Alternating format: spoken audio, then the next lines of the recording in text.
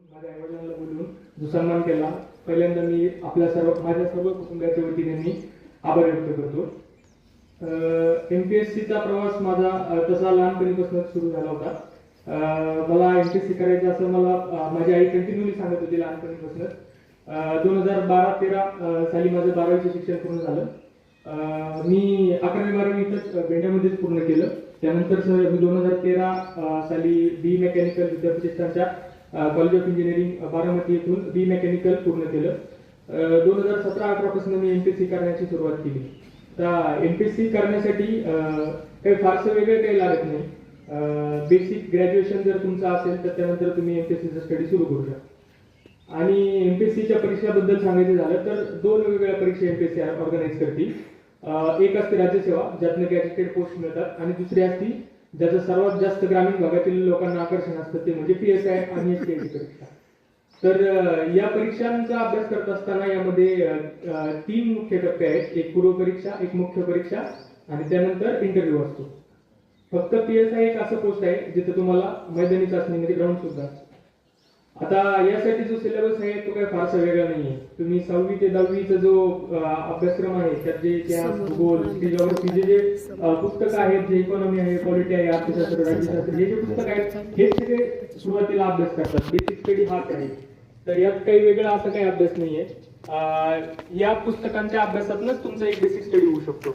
आता तुम्ही विद्यार्थी म्हणून सगळ्यात पहिल्यांदा या क्षेत्राकडे येत असताना काय करायला पाहिजे, तर सध्या सगळ्यात महत्वाची गोष्ट म्हणजे तुम्ही जो काही अभ्यास करताय, सध्या तुम्ही ज्या वर्गात आहात त्या वर्गाचा तुम्ही जो अभ्यास करताय तो अत्यंत प्रामाणिकपणे तुम्ही अभ्यास करायला पाहिजे. कारण हाच अभ्यास म्हणजे या अभ्यासाची सवयच तुम्हाला पुढे जाऊन या क्षेत्राकडे येण्यासाठी आणि या क्षेत्रात येऊन यश मिळवण्यासाठी तुम्हाला मदत करणार आहे. आता MPSCचं सांगायचं झालं तर एक वास्तविकता सुद्धा आहे की हा एक मायाजाल सुद्धा आहे. तुमच्याकडे या क्षेत्रात येत असताना बेसिक बॅकअप प्लॅन असणं सुद्धा अत्यंत महत्त्वाचं आहे. तुम्ही इकडे येत असताना काहीतरी तुमचं ग्रॅज्युएशन, सॉलिड ग्रॅज्युएशन असणं महत्त्वाचं आहे. जसं की समजा तुम्ही इंजिनिअरिंग केलं तर ते खूप बेटर होईल तुम्हाला. त्यानंतर तुम्ही जर अभ्यासाला सुरुवात करत असाल तर सगळ्यात बेसिक गोष्ट तुम्हाला महत्त्वाची आहे ती म्हणजे तुम्हाला वाचनाची आवड असणं. आणि वाचनाची आवड निर्माण करण्यासाठी शालेय जीवनापासूनच काम करणं अत्यंत महत्त्वाचं आहे. आता वाचनाची आवड निर्माण करण्यासाठी तुम्ही काय करायला पाहिजे, तर सगळ्यात पहिल्यांदा तुमचे पुस्तकं व्यवस्थित वाचायला पाहिजे. जे काय पेपर येतो, आपल्या घरी पेपर येत असतो किंवा शाळेत पेपर जो येत असतो त्या पेपरला वाचन करण्याची आवड झाली पाहिजे. तुम्हाला जेव्हा केव्हा वेळ मिळेल तेव्हा तेव्हा तुम्ही वेगवेगळी पुस्तकं वाचायला सुरुवात केली पाहिजे. थोडंसं या गोष्टी जरी तुम्ही केल्या ना तरी तुम्हाला त्यातनं वाचनाची आवड निर्माण होत असते. आता या वाचनाची आवड निर्माण झाल्यानंतर पुढची गोष्ट असते ती म्हणजे कॉन्फिडन्स. यश मिळवण्यासाठी सगळ्यात पहिल्यांदी किंवा कोणतीही परीक्षा पास होण्यासाठी सगळ्यात पहिल्यांदा तुम्हाला स्वतःवर कॉन्फिडन्स पाहिजे की मी एखादी गोष्ट करू शकतो.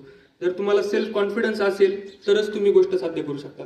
कारण कोणतीही गोष्ट सगळ्यात पहिल्यांदा आपल्या डोक्यात म्हणजे आपल्या विचारातनं सुरुवात होत असते आणि त्यातनं ती बाहेर येत असते.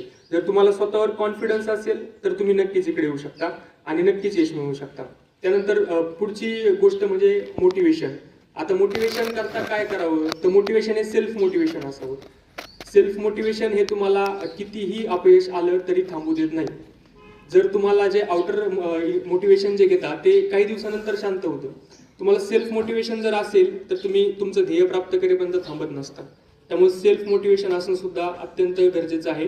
त्यानंतर अभ्यासामध्ये कन्सिस्टन्सी असणं सुद्धा खूप महत्त्वाचं आहे. अभ्यास करत असताना बऱ्याच अडचणी येतील, खूप साऱ्या गोष्टी तुम्हाला येतील, परंतु हे करत असताना तुम्हाला कंटिन्युटी ठेवणं खूप गरजेचं आहे. अभ्यासात सातत्य जर असेल तर तुम्ही PSIच काय खूप मोठे सुद्धा पोस्ट घेऊ शकता.